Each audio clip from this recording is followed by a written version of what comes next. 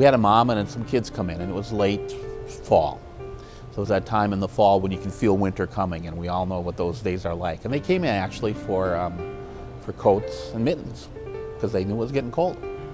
And while they were on the side of the building where the clothing is, she also mentioned, well, we don't have a lot of food at home. And the staff said, that's not a problem.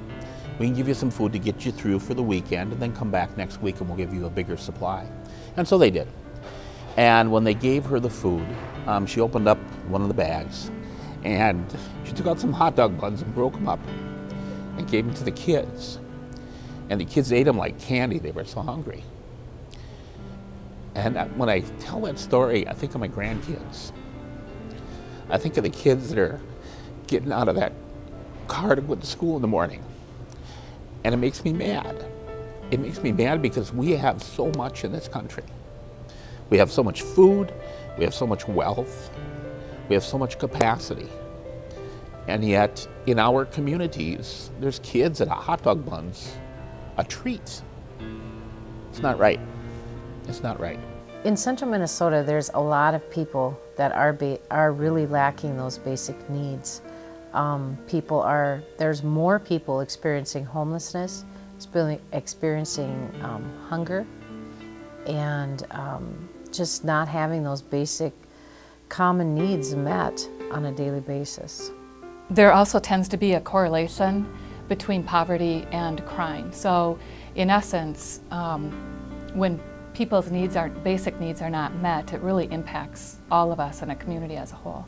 If a person doesn't know where they're going to get their next meal, where they're going to sleep maybe, for instance, if they don't know those type of things, I feel they don't have the opportunity to tap into their own resources to even move forward. It's very, it's exhausting.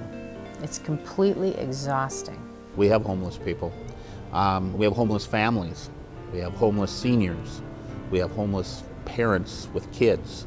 And they are living in shelters, they're living in motels, they're doubled up with people, they're living in cars. They are experiencing this all the time. The Salvation Army is full almost all the time. Our overflow sheltering here we usually run about 30 people. I don't think people realize that there's, with their 50 and our 30, and then the battered women's shelter, there's well over 100 people every single night.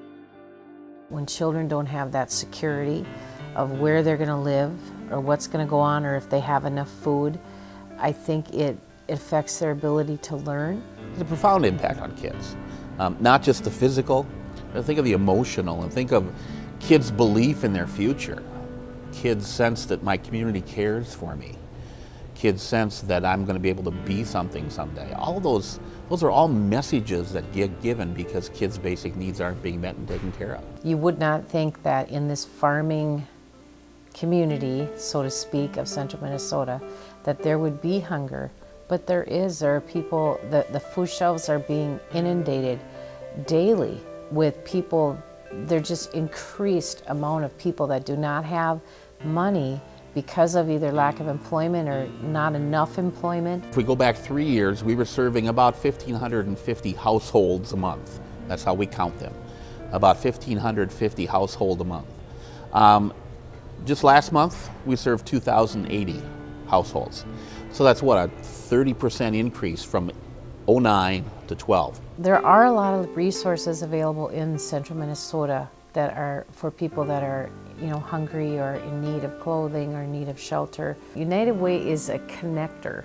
I guess that's the way I'd word it. It's a connector so that it helps us connect as resources, and it also helps people that are in need to be able to have a central place to call.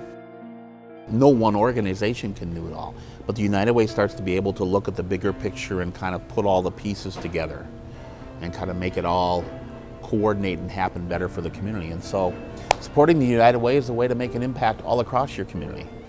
If the resources that are here in this community were not here, there would be hundreds of people that would not have the basic needs that they need in our community. We do what we do, we and all the other nonprofits, That's one of the reasons why we tend to be generous when people are in need, and not be super critical and super judgmental, and not throw up tons of barriers in front of people to get what they need, because it's that basic. You talked about basic needs before. That's basic. Hot dog buns. How much more basic can you get?